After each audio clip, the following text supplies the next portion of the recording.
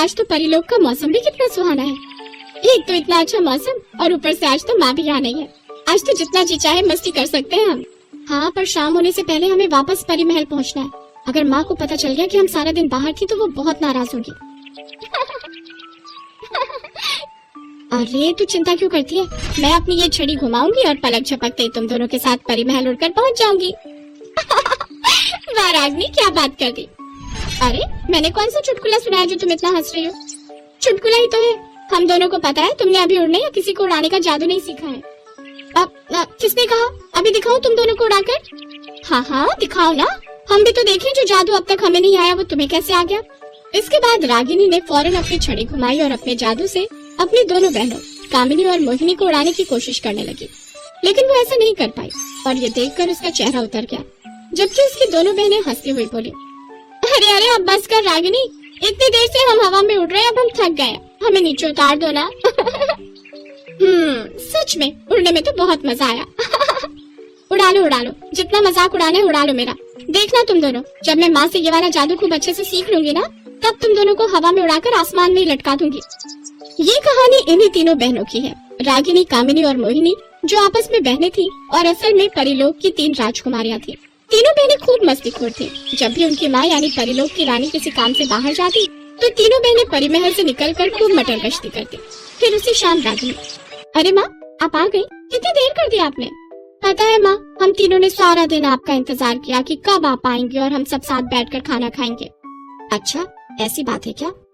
इतना कहते ही रानी परी ने अपनी आंखें बंद की और अपने जादू से उस बीते दिन को अच्छी तरह देखा।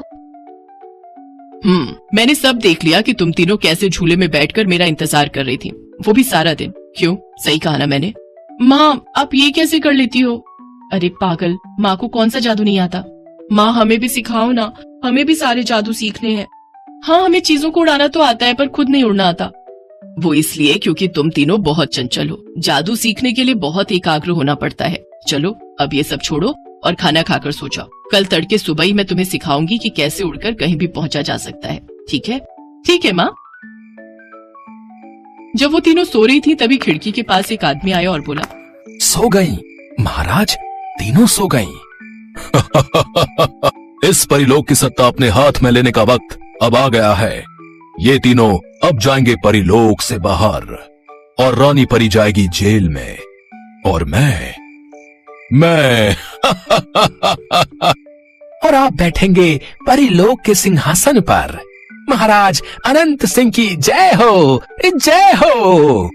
ये है परिलोक का महामंत्री और रानी परी का सलाहकार अनंत सिंह, जो असल में बहुत ही दुष्ट था। अनंत सिंह सारे जादू जानता था और खुद परिलोक का राजा बनना चाहता था। उसने अपने जादू से रानी परी को बेड़ियों में कैद करके उनसे उनकी जादुई छड़ी भी छीन ली। दुष्ट अनंत सिंह, तूने दिखा दी ना अपनी असलियत, मैं तुझे छोड़ूंगी नहीं। तू क्या कर लेगी बुढ़िया? तेरी छड़ी तो मेरे पास है, तो अब तुझसे कोई जादू तो होगा नहीं। और रही बात तेरी बेटियों की, तो उन्हें भी ठिकाने लगा चुका हूँ मैं। रानी परी को लगा कि अनंत सिंह ने उसकी तीनों बेटियों को मार दिया है। वो फूट फूट कर रोने लगी। उधर धरती पर जब तीनों राजकुमारियों की आंख खुली तब, अरे ये हम कहाँ गए और ये हमारे कपड़ों को क्या हुआ? माँ कहाँ है और हमारा परी महल? लगता है ये धरती लोक है। माँ ने मुझे बताया था इस लोक के बारे में, पर हम यहाँ आए कैसे और अब वापस कैसे जाएंगे? चलो किसी को ढूंढते हैं और उससे मदद मांगते हैं। अनंत सिंह के जादू से तीनों राजकुमारियों के कपड़े एकदम सादे हो चुके थे और वो बहुत ही गरीब दिख रही थी। फिर एक झोपड़ी के बाहर रुककर रागिनी ने कहा, कोई है?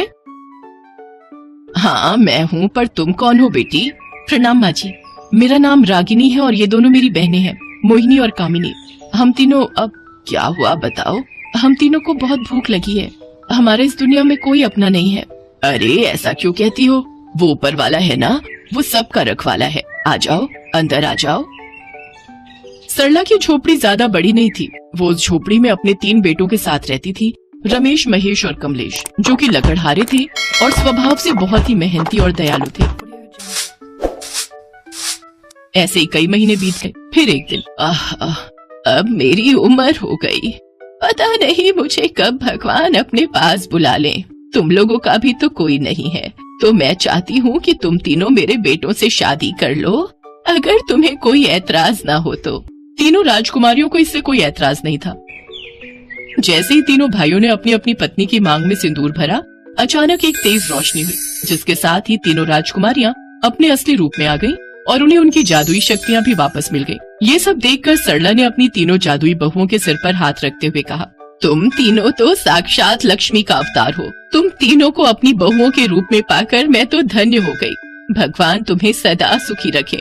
माँ जी, सुख तो हमें तब मिलेगा जब हम अपनी माँ को उस दुष्ट अनंत सिंह से आजाद करेंगी। हमें आज्ञा दीजिए, परिलोक जाकर सब कुछ ठीक करके आपके पास वापस आने की।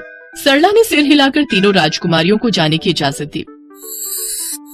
तीनों राजकुमारियों ने मिलकर अनंत सिंह का सामना किया और उसे हराकर परिलोक और रानी परी को आजाद करवाया। और फिर, कहाँ जा रही हो मेरी बच्चियों? अब मुझसे दूर मत जाओ।